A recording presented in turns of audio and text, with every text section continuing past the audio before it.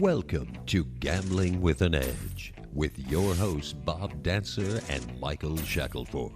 Bob Dancer is America's premier video poker writer and teacher. He's in the Video Poker Hall of Fame, and he has written 10 books, including Video Poker for the Intelligent Beginner and the best-selling $1 Million Video Poker. He helped develop the Video Poker for Winners computer software. Michael Shackelford is the force behind the websites Wizard of Odds, Wizard of Vegas, and Wizard of Macau. An actuary by profession, Michael has been analyzing the whole gamut of casino games since 1995. His Wizard of Odds website explains the best strategies for 140 different casino games. Michael is also the author of Gambling 102, the best strategies for all casino games, and is a former adjunct professor of gaming math at UNLV. The goal of the show is that, by listening, you will be a more knowledgeable gambler tomorrow than you were yesterday. And now, here are Bob and Mike. Good evening. Welcome to Gambling with an Edge. I'm Bob Dancer. My usual co-host, Michael Shackelford, is climbing Mount Whitney today, along with his son and a backgammon-playing buddy. Last week, Shaq mentioned that he just might play some backgammon halfway up the mountain, and he also said his buddy was a better player. Personally, I can think of easier ways to lose at backgammon than to go climb a mountain.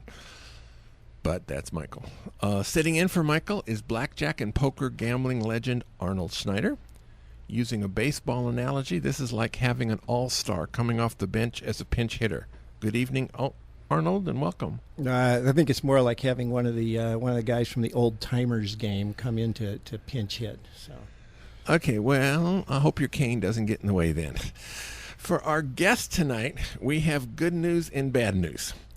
The good news is that poker player and author Ed Miller is here tonight talking about his new book, Playing the Player. The bad news is that poker player and author Ed Miller is here tonight. Ed was in this week's World Series of Poker main event and came very close to not being here because he was still in the tournament. We'll talk to him about that soon. We got some emails sent to gamblingwithanedge@gmail.com, and one I want to share with you. The first one, actually two I want to share with you. The first one was they want to know how often you are dealt a sequential royal flush at video poker. In round numbers, you're dealt a royal every 650,000 hands, assuming you're talking about a 52-card deck. There are 120 different sequences that those 5 cards can be in. For example, the ace can be all the way to the left, second to the left, in the middle, second to the right, or all the way to the right. The king can be in one of those spots, the queen, the jack, and the 10. 120 of those, 2 of them are sequential, either left to right or right to left. So that means 1 out of 60 is sequential. Multiplying 60 by 650 means that the odds against you getting a dealt sequential on your next hand are 1 in 39 million. When this happened, players take out their iPhone, take a picture, post it online with a comment of, "Wow, I just beat 39 million to 1 odds." When they say this, though, they're not right. The 1 in 39 million refers to the odds on your very next hand. It's a different situation entirely when you're talking about if you're ever going to get a dealt sequential in your entire playing career. My best recollection is that I've been dealt 32 royal flushes in my career so far. That might be off by 1 or 2, but I think it's close. I don't keep a master list anywhere. A couple years ago, I did sit down and list them in my mind anyway, and since then, I've kept an accurate record. One of those dealt royals was sequential. It happened to be in spades. It was on a $5 in a shoe machine several years ago. I may hit another one before I'm through. Who knows? It's meaningless to try to figure out what are the odds after something has happened. A lot of people want to believe that what just happened to them was really, really, really, really special. The truth of the matter is that unusual things are guaranteed to happen to you tomorrow. You just don't know what they're going to be now. Like maybe the first hand you play, you're going to be dealt in order: King of Hearts, 3 of Clubs, 4 of Spades, Queen of Diamonds, Jack of Clubs. That is neither more nor less unusual than being dealt in order Ace of Hearts, King of Hearts, Queen of Hearts, Jack of Hearts, 10 of Hearts. It's just that the first one is kind of a nothing hand, and we forget about it, and the second one pays a bunch, and it's pretty exciting. Arnold, Ed, any comments in other gambling forums when people want to know what the odds are afterwards? Yeah, back when I was publishing Blackjack Forum, the magazine, in print, I used to get a lot of letters from people, players who would write to me with very similar type thing. They say, well, this is what happened at the blackjack table. I got this and the dealer got this, then the next hand I got this and the dealer got, run through some series of hands, and then, my buddy who knows probability told me, yeah, well, it's billions to one. Was I cheated? And it's like, well, you could give me any series of hands and it's billions of one against that happening, because you're giving me these exact cards you got and the dealer got. And yeah, it's like, trying to figure out the probability on something after it happens. It's like, it's always a billion to one against it. Yeah, sure. In poker, people are always complaining about the hands that they miss. Like, I've missed 20 flush draws in a row, and the odds of hitting your flush draw with 2 cards to go are about 1 in 3 about. So, and people are like, I've missed the last 40 flush draws. Whenever I hear that, first of all, I'm like, no, you didn't. You did not count correctly, because they're always off by a factor of about 10, I think. And then the second thing is, it's going to happen. I mean, if you play long enough, you're going to have a streak where you miss them 10 in a row, and there you go. I'm wondering whether video poker players or poker players are bigger whiners. I don't know who would win that one. The next email I want to talk about, it might have come from Ed's brother-in-law, but I'm going to read it anyway. He wrote, I'm currently playing Limit Hold'em and want to shift to no limit Hold'em. Please ask Ed Miller which is the best book for me to study so I can do this. Well, I've written a few books on No Limit Hold'em. I'll recommend one of my books because I'm a little bit shameless. I think the best book for someone who's just transferring over from Limit Hold'em that I've written is probably Professional No Limit Hold'em, Volume 1. It's by Matt Flynn, Sonny Mehta, and me. And it kind of gives you the framework of how to play No Limit Hold'em on a fundamental level. It kind of teaches you about stack sizes and all the things that you don't have to worry about in Limit Hold'em. And gives you a real good fundamental for that. So that would be the book I recommend, Professional No Limit Hold'em. Would that book teach you ABC poker, which is a phrase we're going to be using later in today's conversation? Sure. I mean, it teaches you certainly the basics of what an ABC poker strategy would entail. Sure. Good. All right. So tell your brother-in-law hi for us. All right. On last week's show, we spoke about Mikhail Smirnov, who discarded 4 8s face up on an all-in bet on the river in the face of what might have been a straight flush in the $1 million buy-in the big one for one drop tournament. Shaq and I finally agreed on a side bet, whether or not there was actually a straight flush there. I put up $20 and took the yes. Shaq put up 60 and took the no. One of my motivations for making the bet is that Phil Gaffon was at the table and afterwards said it wasn't a terrible move to fold the quads. So I'll take that as my bet isn't too far off. It turns out that we'll never know because that round wasn't televised, and even if the guy says, well, I had it or I didn't have it, you may or may not be telling the truth. Okay, I don't know anything about that hand, but do we know if there were 3 to the straight flush or 4 to the straight flush on 3. the board? Were they sequential? No. No, he had to have a 9 and a 10 specifically. Yep. Mm-hmm. It was one combination of straight flush. And so anyway. I wouldn't have folded, but that's just me. I probably would have busted out right there. So, you were at the World Series this week, Ed. Were people still talking about that or not? I think it came up once because somebody made quads at my table, and then somebody made a remark about folding. But that was about it. All right. So since we've been talking to Ed, it's probably time to introduce him. This is Ed Miller's second visit to Gambling with an Edge. Ed is a poker player, a poker coach, and a poker writer, specializing in writing about low-limit live games. Tonight we're going to be talking about his new book, Playing the Player, Moving Beyond ABC Poker to Dominate Your Opponents, which is available in paperback and ebook format on his website, notedpokerauthority.com. Ed Miller, welcome to Gambling with an Edge. Thank you very much, Bob. It's a pleasure to be here. Thank you. Now, you almost didn't make it here tonight. Yeah. You were in the main event of the World Series, where day 3 is going on as we speak. You apparently busted out late on day 2. Mm-hmm. So how close did you come to having a damn good excuse for standing us up? Oh, I came really, really close, actually, because the hand I busted out on, I still had a healthy stack, and I went for a check raise all in on the river. So I thought I had the best hand. And when I kind of went over the hand in my head at the time, and then afterwards, I think it's about 2-1 that I have the best hand when he calls. So, 2 out of 3 times I have a big stack, and there's no chance I'm here. And 1 out of 3, here I am. So. And how close was that to the end of the day? It was about half an hour left. So. I was. So I'm sorry you lost. I'm happy you're here.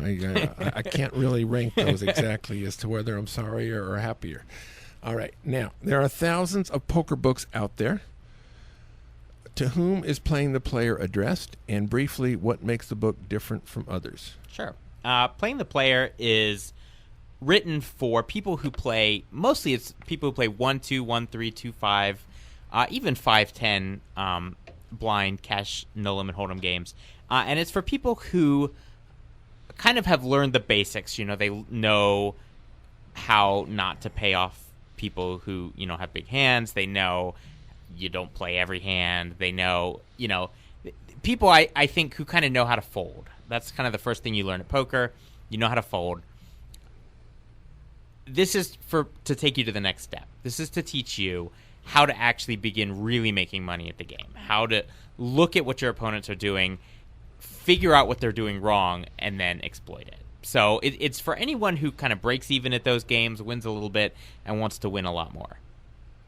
All right. Now, how much is Playing the Player advice specific to low-limit hold'em live play? On how much would be applicable to, say, larger stakes games in no-limit hold'em? It's applicable to any stakes because you find all different kinds of players at every stakes. The only difference between when you move up is that there's more pros at the table, generally speaking. But there's plenty of bad players, as high as I've ever played, and even sort of the medium strength players. And so this book is about how to get the most out of beating really the medium strength players, the guys who are not just giving it away, but who yet still have very significant flaws in the way they play. So even this week when you were in the main event, there were several players there. Oh, tons of them, yeah. All right. Now, how would this be applicable to playing in tournaments as opposed to cash games? Well, it focuses on what we call deeper stack play. So it focuses on no limit hold'em where there's play after the flop. You see the flop, there's betting. You see the turn, there's still betting. You see the river, there's still betting. And it focuses on the patterns that people have in those betting rounds throughout a hand. So when tournaments start, they start out that way. Everyone starts out deep stack. And so I would say it's very applicable then. As tournaments go on, particularly smaller buy-in tournaments, everybody gets short stacked very quickly, and it becomes just all-in pre-flop, I call, all-in pre-flop, I fold. And in that case, the book's not really about that type of poker. But whenever there's plenty of money behind and there's betting on all the streets, that's when the book really applies. All right. How would it be applicable to playing other games in No Limit Hold'em? Would it be applicable to Pot Limit Omaha?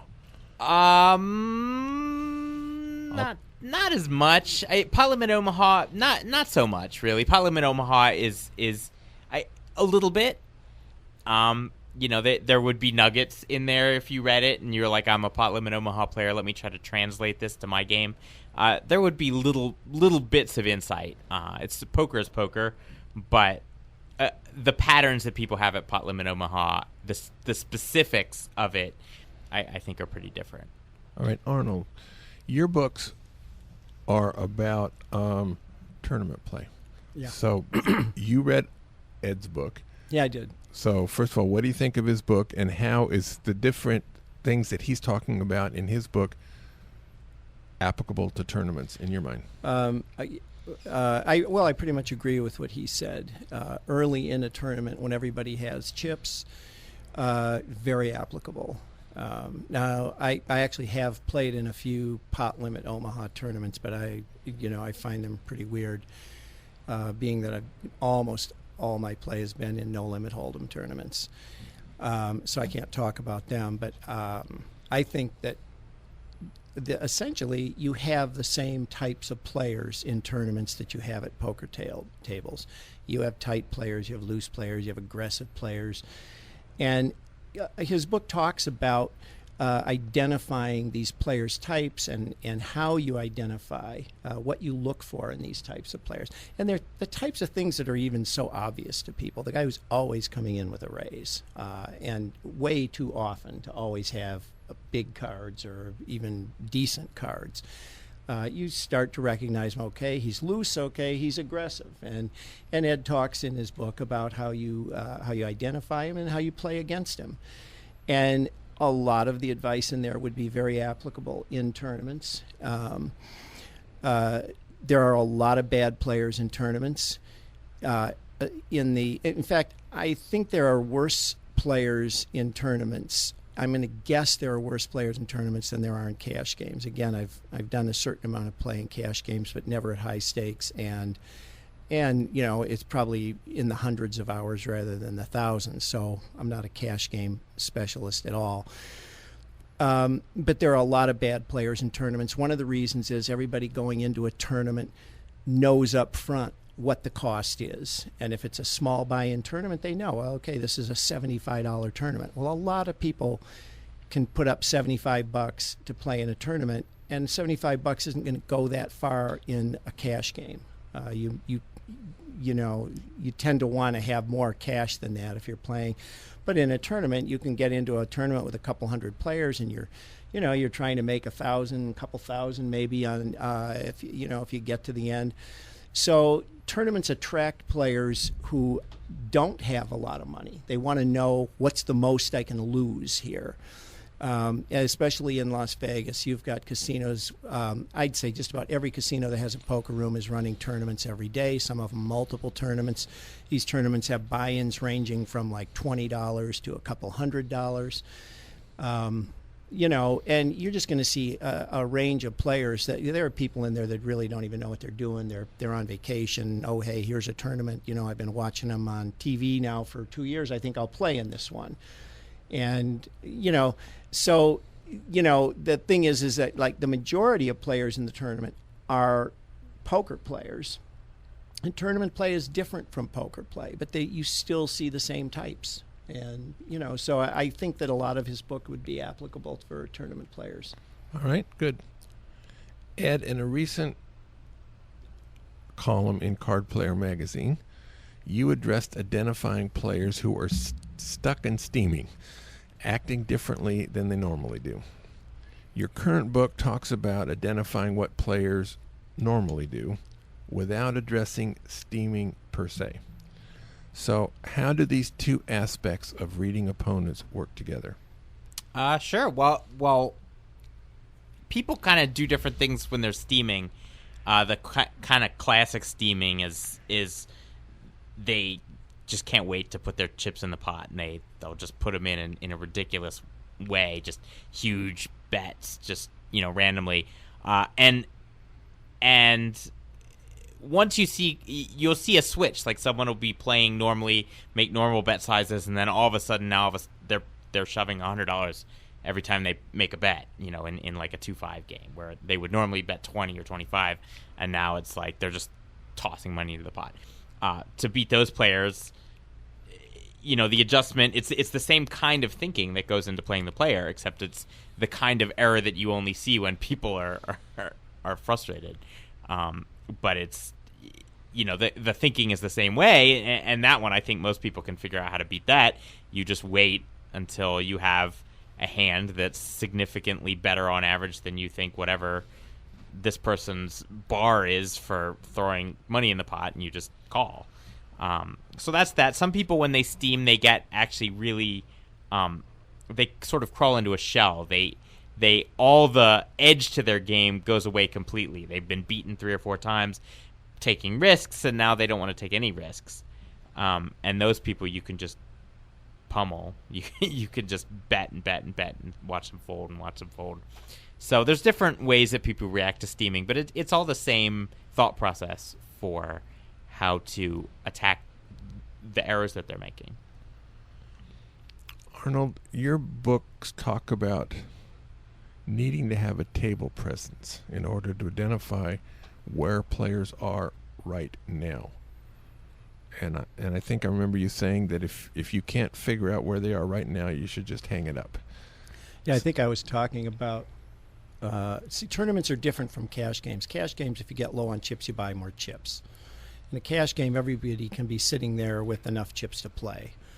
If somebody's not, well, that's his choice. Or unless, of course, he's out of money and he's just an idiot that shouldn't probably be playing. In a tournament, you can't get more chips. And so the way that players feel changes based on their chip stacks. So as you go through, let's say you get a few hours into the tournament, you're going to see a couple players might have very large stacks, a couple players are desperately short, some are in the average range. And you should be able to judge how this player feels about the chips that he has. For example, a very tight player is not all that concerned with having a short stack, usually because he's just basically looking for the cards he wants to play, and when he gets them, he'll play. And otherwise, he's not going to do anything different. A loose player, until he has to start going all in. Yes, until he has to. And the tighter he is, the longer it'll take him to realize he should start doing something. A loose player who gets short stacked is very impatient. Very often they will just immediately start pounding and figure like, okay, either I'm going to get something here or I'm not. Either I'm going to steal the blinds and antes or I'm not.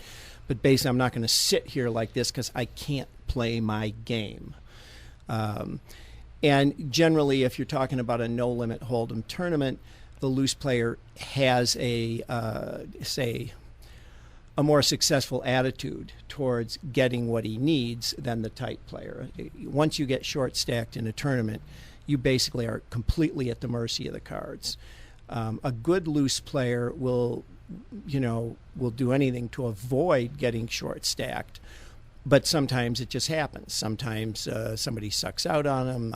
He gets into a cooler situation where he had the kings, somebody else had the aces or had the queens and hit a set, or there's so many ways that anybody gets short stacked. There's really only one player that wins it, and everybody busts out in between. But you should be able to look around a table and see how the players react to their chip stacks, and this tells you an awful lot about how to play against the players. If you see it's a tight player and he's just going to continue to be tight, you can, he's going to wait there forever. A loose player, any decent hand when this player is, going for it, go ahead and mix it up with him. A suited 7-9 is good enough for him. Very, very, yeah. In fact, that would be considered a pretty damn good hand. Yeah, this happened a number of times while I was playing the main event. You see people, they just kind of flip a switch in their head. They're sort of playing one way, and then they lose a hand or whatever, and their stack gets below a certain threshold. And, as Arnold was saying, when you get short stacked, it becomes sort of correct to shove with weaker hands, for fold equity to try to win the blinds and the antes. But this is not... But there's a line, like there's a correct strategy, a mathematically correct strategy, and a lot of times these guys just go way overboard. And I saw that happen, I don't know, maybe 4 or 5 times just in the last 2 days, where someone was playing normally, and then all of a sudden they got below a threshold or they got frustrated or something, and they flipped a switch, and all of a sudden they just started just throwing orange chips, which are the $5,000 chips, into the pot just all the time. And it was clear that they had just decided to go big or go home. And one guy said, this is the best hand I've seen all day, and shipped it all in with pocket fives. and and he didn't have to. I mean, it was not a good play. He was not short stacked enough for that to be a good play. He just did it because he was just, that was it. He decided that he'd had enough, and that happens a lot in tournaments.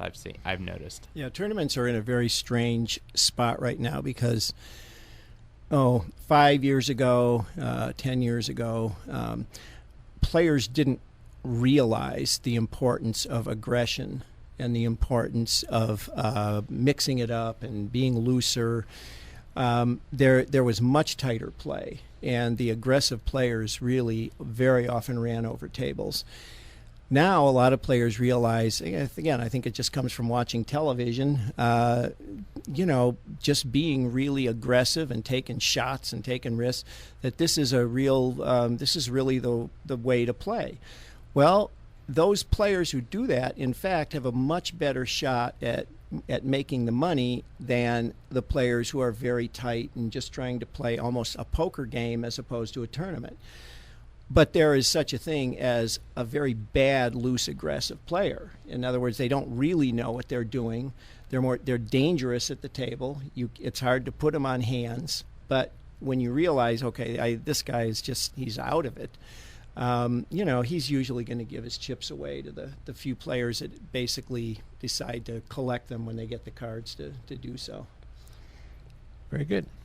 Now, Ed, we talked about this a little bit earlier, but the book Playing a Player talks about deviating from ABC poker, which that's a strategy that works well against low-limit players, but doesn't do so well against the real strong players. Now, if a player is just starting out, is this book too advanced for him to get? Should he start out with your other No Limit Hold'em books? Yeah, no, this is definitely not a first No Limit Hold'em book. This is for people who already play decently well, who already can hold their own, break even, maybe do a little bit better, and want to move to the next level. They want to move up a level. They want to start winning a significant amount of money. The book I would recommend to beginners would be Professional No Limit Hold'em, probably. And this one would be after you already feel like you have, ABC poker kind of under your belt. You've already kind of understand how to play that way. Very good. Now, the last time you were on the show, we asked you about the name of your website, which was notedpokerauthority.com. You said it was a private joke. Now, since this is your second visit, which makes us all friends here, can you let us in on the private joke? Sure. So I just written my first book. It was 2004, and my friends kind of were ribbing me for writing a poker book, I guess. I don't know. They, yeah. Anyway, and I was out at the Monte Carlo Hotel and Casino, I remember, and we were being dumb and playing blackjack for the free drinks, and I had a number of them. And anyway, we were playing, and the dealer, I made a basic strategy play that the dealer didn't like. I think I hit a soft 18, and hopefully against a 9 or a 10. Yeah, it was the right play, but she didn't like it because dealers sometimes don't like it when you hit soft 18s, and they say something to you. So she said, what are you doing? You have 18, or I don't know. And and my friend stopped her and said, "Do you know who this is? Do you know who this is? This is noted poker authority, Ed Miller. He wrote a best-selling book on poker." How many had you sold at that point? Right. I don't think I'd sold any at that point. And the dealer said, well, he's obviously not a noted blackjack authority. But anyway, this story got told on the internet, and then for a while, for about 2 years, it was like it was my title. It's like, instead of Mr. or Doctor, I was NPA Ed Miller, for Noted Poker Authority. So it lasted about 2 years, and now it's old news, and nobody knows where it came from, but that's where it came from. So are you going to... Does edmiller.com take you to the same place? Or I think somebody else bought. I think it's a Scottish folk singer or something. Yeah, that would be a name that would belong to several people. Yeah, more than one. All right. Now, another recent column in Card Player, you called it "Stop Playing Poker Like a Slot Machine," and I was offended by the title because I thought you should have said "Stop Playing Poker Like a Video Poker Machine." The gist of the article was to play slot machines, you should always make the same strategic moves, and which would be true in video poker, but not slot machines. So, do you accept my criticism of your title? I don't think there are strategic moves at most slot machines, are there, other than put your money in and pull the handle or press the button? Or... Oh, yeah, there are. There are. Yeah. Okay. So, yeah, that's how much I know about slot machines.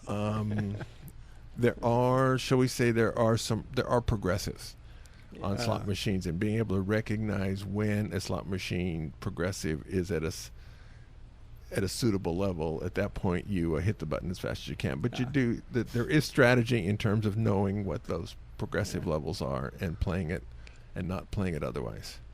Yeah, I accept the criticism. To be honest with you, actually, when I was coming up with the title, I wanted to say video poker. But then I remembered my writing teacher saying not to repeat words in the same sentence, and I didn't want to have the word poker in there twice, so I changed it to slot machine, which may be the worst reasoning ever given, but that's actually what happened, so there you go. All right, good. All right. So, Ed, in terms of playing no limit home for low stakes, how do casinos in Vegas vary? Are there some that are especially good, some that are especially bad? Should you play the one closest to your house, or how do you choose between them? Well, there's kind of, if you're playing at the lowest level, which is usually 1-2 or 1-3 blind, and I should correct that, there are a couple games in town which are 50 cent a dollar blinds, so that would be even half the size. I know they have one at Bill's Gambling Hall at a 50 cent dollar game. So if you want to play 50 cent a dollar, that's the only place I know. It's probably somewhere else. If you want to play 1-2 or 1-3, you have, I don't know, dozens of options to play. There's kind of two different types of rooms. One, there's the main poker rooms in town, which are Venetian, Wynn, Aria, Bellagio, MGM. They have 1-2 games? Oh, yeah, they all do. And I'm probably forgetting one or two, and I apologize, poker room manager, if I forgot your room. But those rooms generally have 1-2 or 1-3 games where people will buy in for the maximum or close to it. So if you go to play Caesar's Palace, rooms like that, if you buy into a 1-2 or 1-3 game, people will buy in for $300. Okay. Which is the maximum they're allowed to buy in? Yeah, usually at a 1-3 game. That will be the maximum. Or they'll buy in for $200. If you go play at a place like Bally's, which are not major poker rooms, these are places that will only have maybe 2 games going when you walk in the door. People there will often buy in $40, $60, $80, $100. So you're playing a much shorter stack game.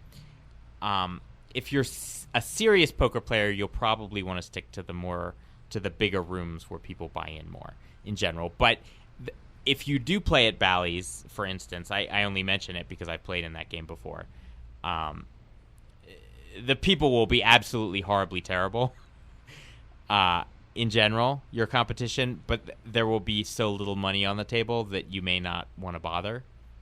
And the game is also raked the same way. So they're still taking $5 off the table every hand, the house is. So it may or may not be worth your time to play those games. So that would be, I would say, the only distinction. Otherwise, if you play in the big poker rooms, the level of competition is I would say roughly equivalent. There's no place I could say, go here for the for the bad players. I think at that level it's pretty equal around town.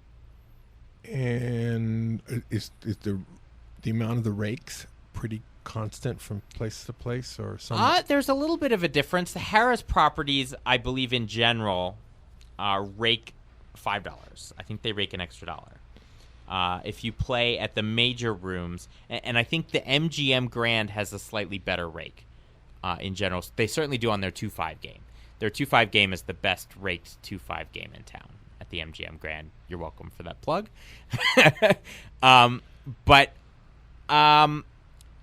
Mostly you're going to be paying $4 rake, and it's about equivalent everywhere. Yeah. Okay, so play at the closest to your house or something. But the local casinos, like the Palms or Red Rock or sure, there's poker at Green Valley Ranch and Red Rock, and the stations casinos generally have poker. The South Point has some poker, and the Palms has some poker, and I would say certainly at Green Valley Ranch and Red Rock, what I said about the major poker rooms more or less applies. And then probably at the other stations casinos, it's sort of maybe in between. And the South Point. The South Point, at the 1-2 game, people usually buy in for 1 to 200, I would say. And that's what I would expect at maybe like a Texas station type of place, too. All right. How many players in Vegas in the, say, 2-5 games and lower do you think are averaging $500 a week, which is, what is that, $25,000 a year, which is not one can live on that if one wants to. Averaging $500 a week at 2-5 or lower. Okay, let's say they're playing 30 hours a week. Okay. So that's what, $15 an hour. Okay. Quite a few could meet that bar, sure. As in 50, as in 100, as in 500? Probably in the hundreds, I would guess. Would meet that bar, sure. All right. Now, Arnold, when you were playing the small stakes tournaments where you could buy in for $30 or $70, how many people do you think regularly earn that kind of money? Very few. Again, when I was playing those tournaments, you're talking about 2005, 2006. So I'm sure that the small buy-in tournaments have gone through a lot of changes, just like the major tournaments have, insofar as players' knowledge and what they're doing. But again, you're not going to find any real serious great players playing in a $30 or a $70 tournament. But you have to look at it this way. Let's say you have 100% advantage. Well, that means for every $30 tournament you buy into, you're going to make, on average, $30.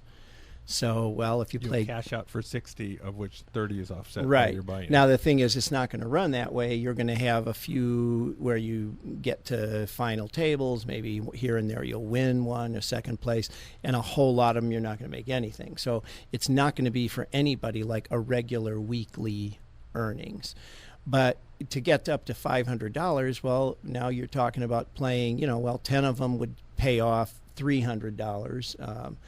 I mean, it's conceivably possible that there are players who could make $500 a week or average $500 a week playing in, $50, $100 tournaments.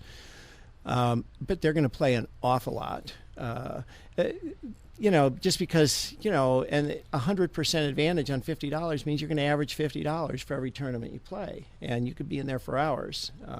For 2, 3, or 4 hours, how long do these tournaments well, last? that is going to depend on the blind structure and the chips and, a lot of the say the really popular poker casinos like Venetian and Caesars and Bellagio, they don't have those $30 tournaments anymore. You're going to find they're going to be anywhere between 100 up to 300, 400, 500, depending on if it's a weekend or whatever. I don't remember exactly. I think Bellagio used to have 300 and 500, and Venetian was doing like a 180, and on the weekends it would be a 300 or something like that. And these are these are not the types of tournaments that are considered fast tournaments. These are very different from the $30 and the $70 tournaments. You're going to find some real tournament players in there, especially in Las Vegas, where there's a lot of tournament players and poker players. Your competition's going to be tough, but good players in those events there are probably quite a number of players that could average $500 a week. Again, they're week by week. What they're going to make is going to be very different. Ed, do you generally concur with his analysis? analysis? I think that's true. I mean, if you play the $50 tournaments around town, the players are just absolutely horrendous. I mean, it's the worst poker play you'll ever see if you enter one of those $30 tournaments.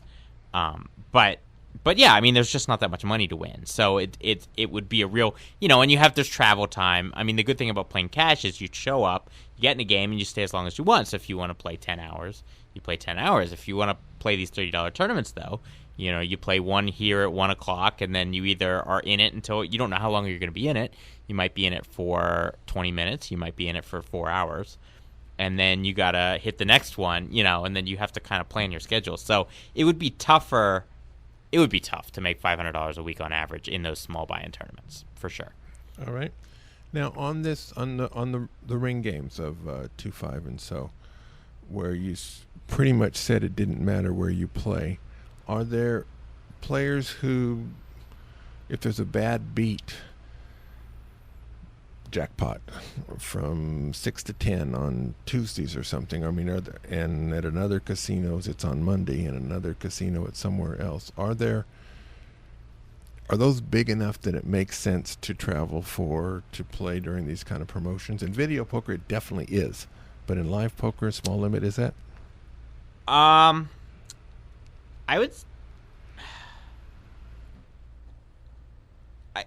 think it's a difficult question because all the major casinos in Las Vegas where you play poker do not have a bad beat jackpot. They don't have any jackpots of any sort.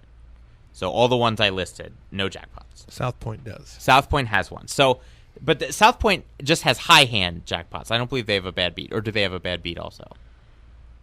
They have a bad beat. Oh, they do. Okay, that shows you what I know. So, I would say the answer is probably actually yes.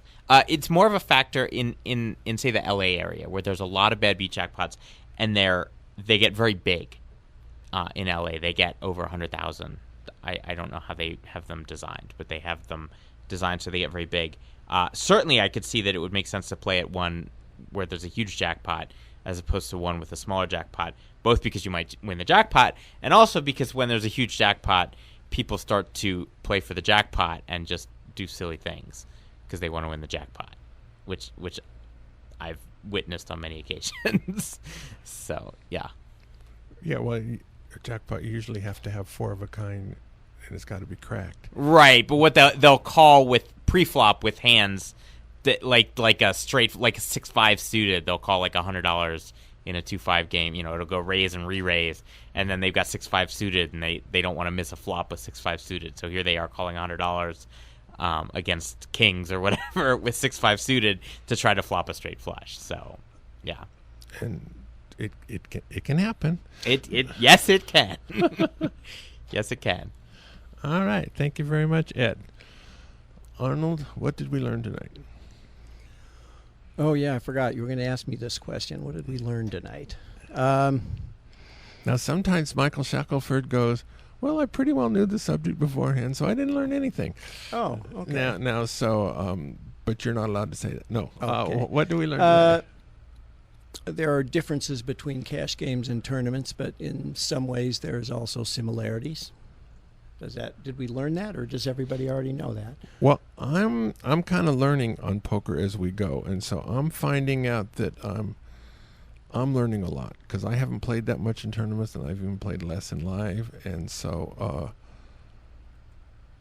listening to you guys talk about the differences is educational for me. It's just not my game, and I'm interested in all gambling games, but this is not one I know much about. So Yeah. Well, see, I actually did learn things because I don't play cash games. So a lot of the things Ed was talking about are things I didn't know. I didn't know that there wasn't that much difference between the major poker rooms and these low limit, no limit hold'em games. I would have thought, somebody who really knows the scene would probably say, oh no, this place is great and that place sucks and this place here is mediocre, but you got to play here, because I actually hear that's the way blackjack players think, and actually I think in tournaments there's more of a truth behind. There's a real difference between tournaments. I know when I was doing low-limit tournaments, the Orleans had much deeper chip stacks, and they had great rebuy structures and big crowds, so they were much better than, say, going over to Sam's Town, where you would always have like 26 players, and it was always a $28 buy-in or something, and the top prize was $600 or something like that. So there were real differences, and I didn't know that. So that's something I definitely learned. Very good. The South Point has more than 10,000 video poker games, returning more than 99%. That is more than anybody else. In July, if you play 200 points between 3 a.m. and 11 p.m., you get to spin the wheel for prizes. Prizes include $20 in free play, $50 in free play, 2,500 points, an ice cream cone, food coupons, 2 times points all day stuff.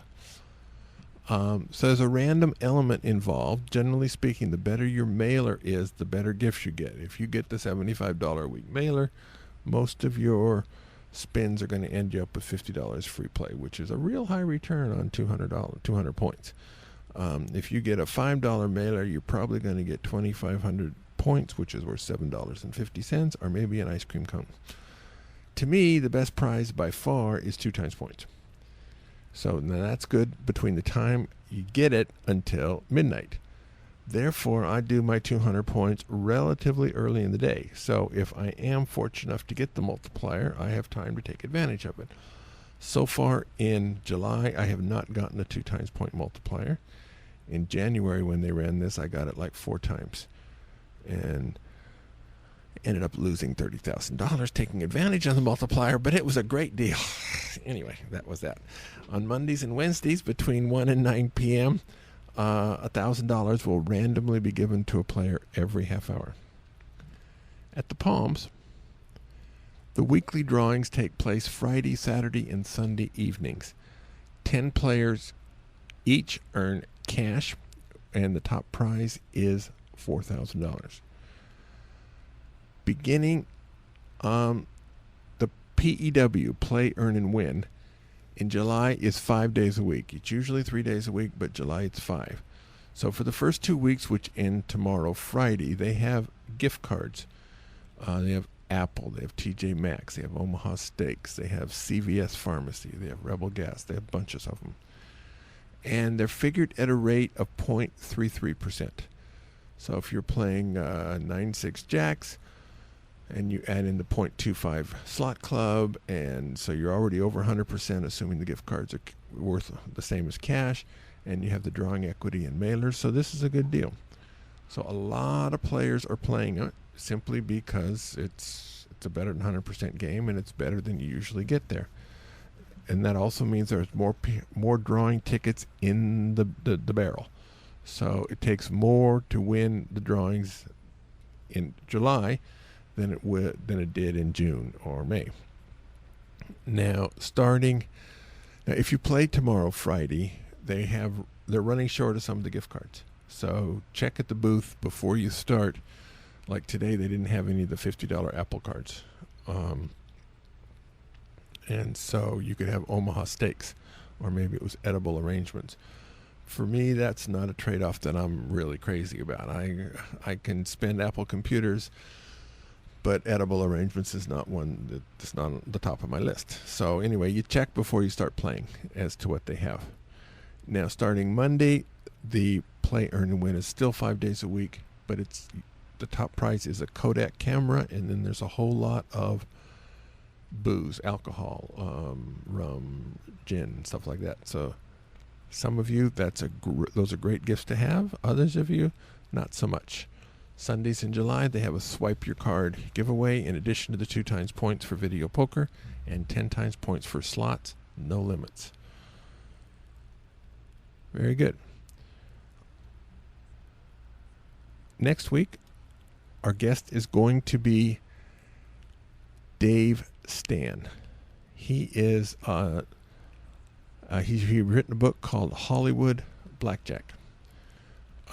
He has played a lot of blackjack. He has played he's had great success in tournaments. His tournament theories are somewhat different than certain other players, and he's been pretty good in televised tournaments, both as a player and as an MC.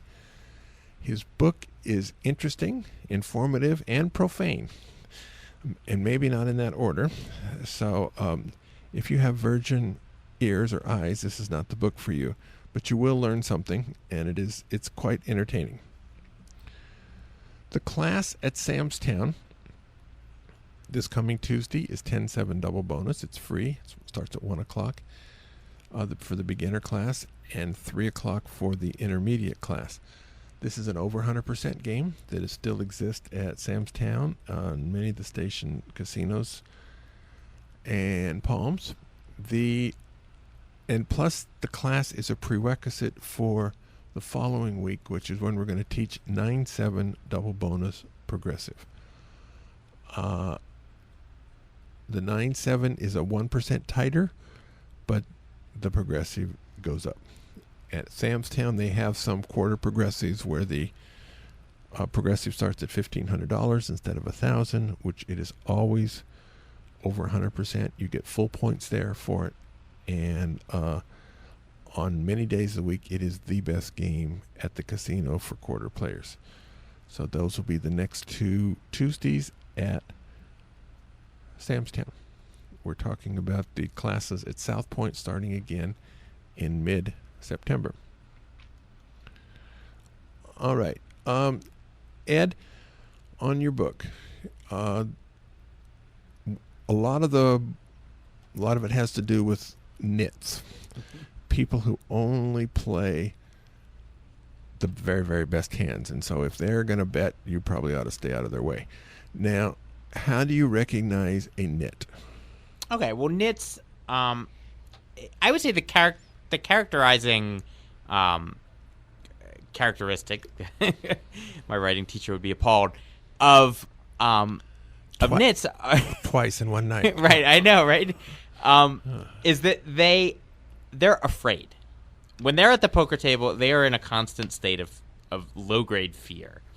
And they are desperately afraid of getting outplayed. No limit hold'em, you can start with 2 aces, but it's real easy to lose, I mean to be behind after the flop and lose. And these guys are constantly afraid that they're going to get outdrawn, that somebody's going to put them to the test, that they're going to get pushed around, that all this stuff. And the fact is that they're not very good at poker. They don't understand what drives other players. The kind of looser and wilder players who can have anything are kind of a mystery to them, and it's just scary.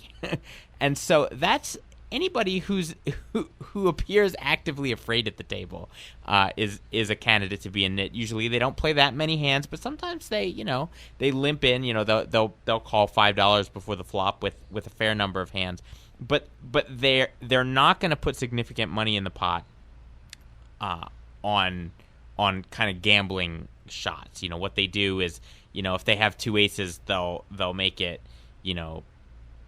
maybe $30 before the flop in a 2-5 game, which is a lot. And then if they get called, they'll bet like $100 on the flop, and they're just hoping you just go away so that they can win your $30 with their aces. And so that's what you'll see them do. You'll also see them, fold big hands, and they usually do it face up because they want to show you what a good poker player they are that they can fold. And you always compliment them on what a absolutely. Great it's fold always it a great fold. There has never been a person who folded face up where they did it wrongly. Is that right? As far as I'm concerned. Oh, good. So that would everyone was right. On that big one for one drop, you would. Perfect. The well guy played. Who folded the 4-8s. Well done. I think if I would have had that hand and folded, I would not have showed the hand. Yeah. I wouldn't have showed it. Apparently, Tom Dwan, one of the great players, had to walk away from the table. It upset him so much. All right. Good night, everybody. Go out and hit lots of royal flushes. Good night.